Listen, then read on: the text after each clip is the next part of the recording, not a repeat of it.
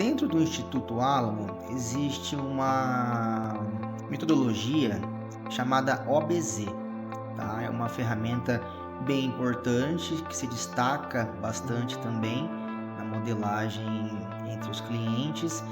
E eu queria saber qual que é o seu nível de conhecimento e relevância nessa metodologia OBZ. Bacana. Geralmente eu sou questionado em relação ao conhecimento e relevância do OBZ. Por quê?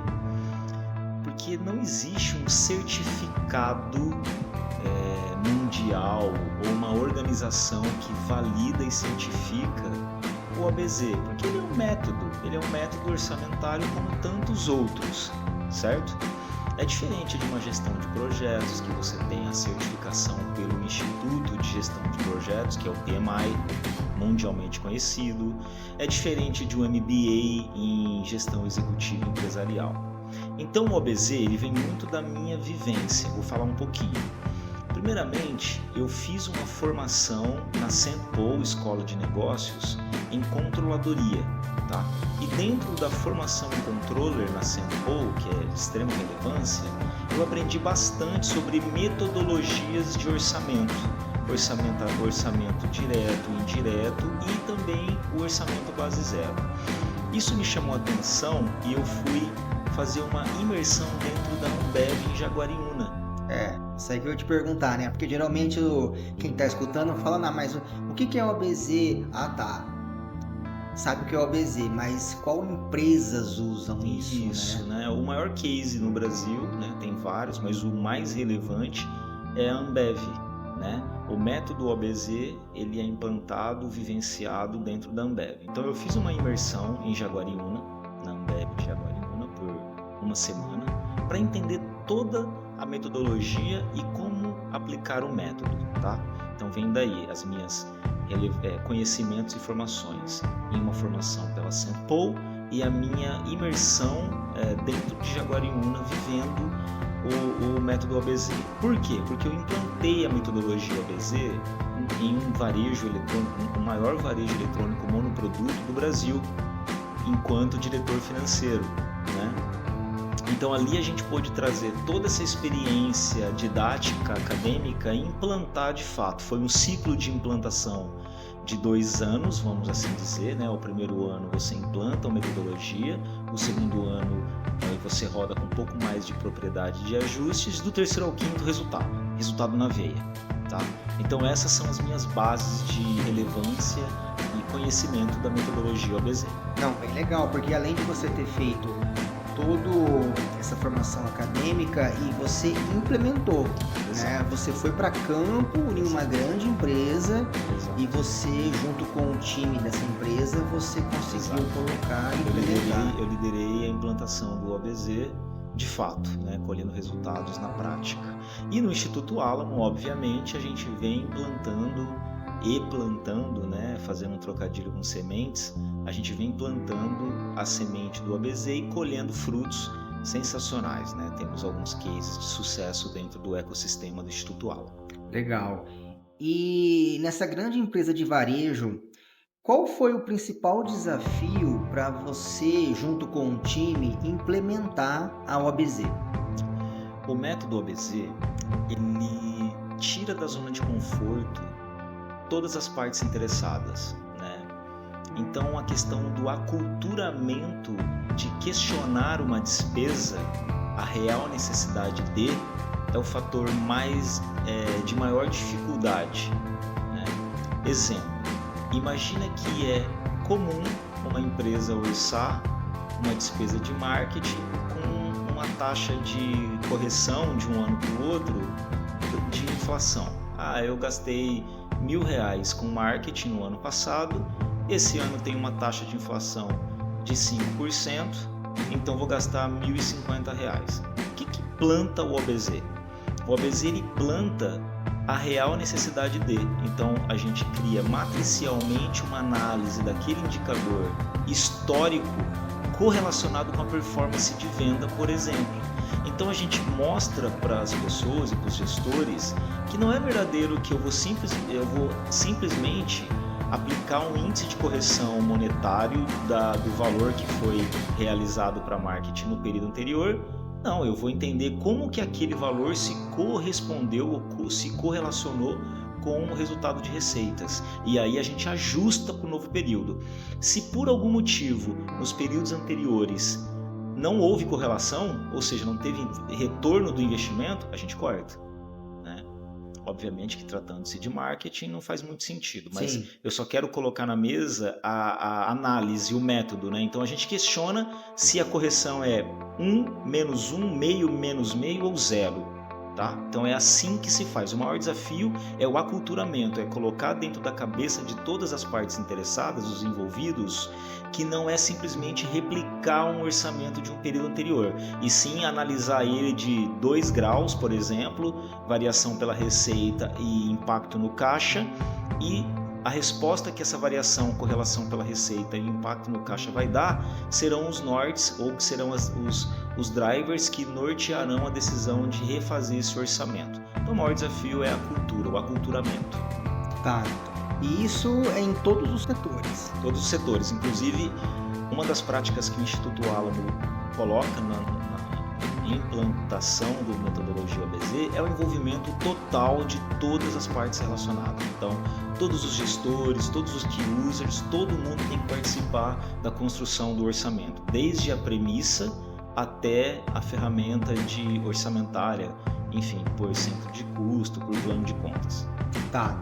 E a transformação da OBZ em relação a curto, médio e longo prazo? Como que você define, qual que é a sua visão dessa implementação que você fez a curto, médio e longo prazo? Eu entendo da seguinte forma: no curto prazo, você basicamente vai ter um produto que a chance dele dar um resultado imediato é menor. Por quê? Você está criando uma curva de maturação de uma nova cultura, de um novo método. Então, no curtíssimo prazo, ou seja, no primeiro ciclo, é mais criar o aculturamento, o conceito e a disciplina da agenda. Tá, eu achei legal isso aí porque envolve todos os setores, né? Então, mas a transformação a curto, médio e longo prazo, como que ela acontece setor a setor?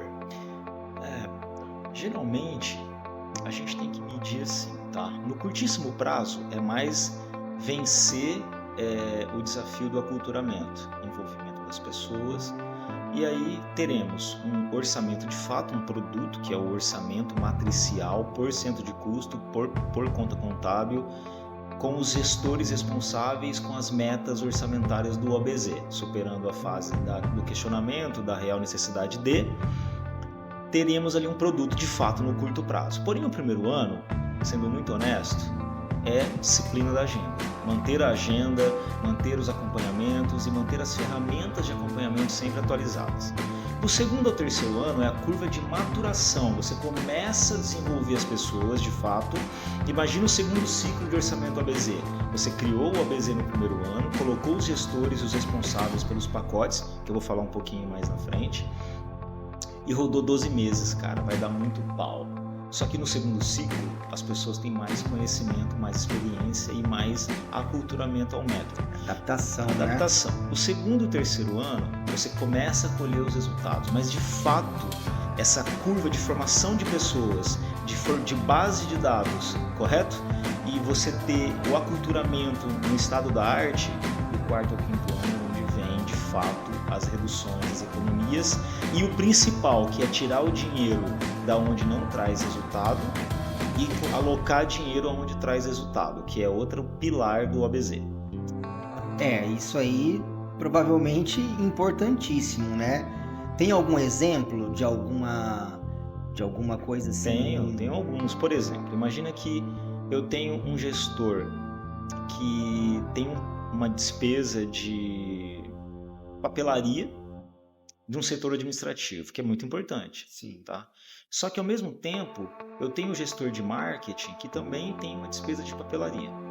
Por algum motivo, um motivo bom, a receita, o volume da empresa dentro de um período é maior do que foi colocado como meta.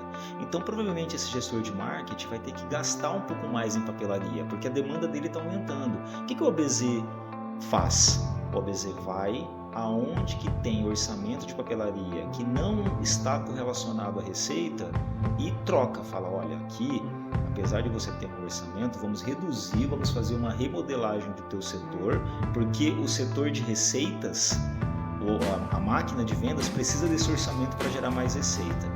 Por quê? Porque o orçamento global consolidado da empresa não muda. Esse é outro segredo. Isso, hein? Não muda. Então você vai ajustando os setores, tirando o orçamento de setor que é despesa e alocando o orçamento em setor que é investimento, tá? E a maioria das empresas, elas não sabem, né? É que na verdade elas sabem, mas o óbvio precisa ser dito. Né? É por isso que nós estamos aqui.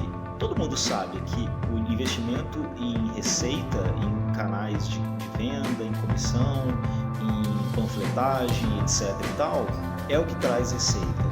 Mas quando você orça na metodologia tradicional, clássica, orçado é escrito na pedra e tem que realizar. Então a gente tem essa cultura de quebrar o paradigma. Não, o setor que é administrativo, ele pode sim ceder parte do seu orçamento para ser utilizado no setor de venda. Por quê? Porque a meta consolidada da empresa, da corporação, não muda, não pode mudar. Por isso que eu falei, passa, mas às vezes assim, né? As pessoas sabem alguns setores, mas não praticam, né? Então fica ali. Por isso que é importante o método ABZ, o envolvimento de todos os gestores, todos os setores de uma forma matricial. Tá. OBZ, em algumas consultorias, em algumas modelagens, não se fala muito, né? Acredito que também é um dos diferenciais do Instituto Alamo, né? Mas tem algum segredo da OBZ? Existe aquela caixa preta da OBZ? Na minha opinião, é a criação dos donos de pacotes, né? O mercado chama de time de resolvers, que é quem resolve o problema, né? Os solucionadores de problemas.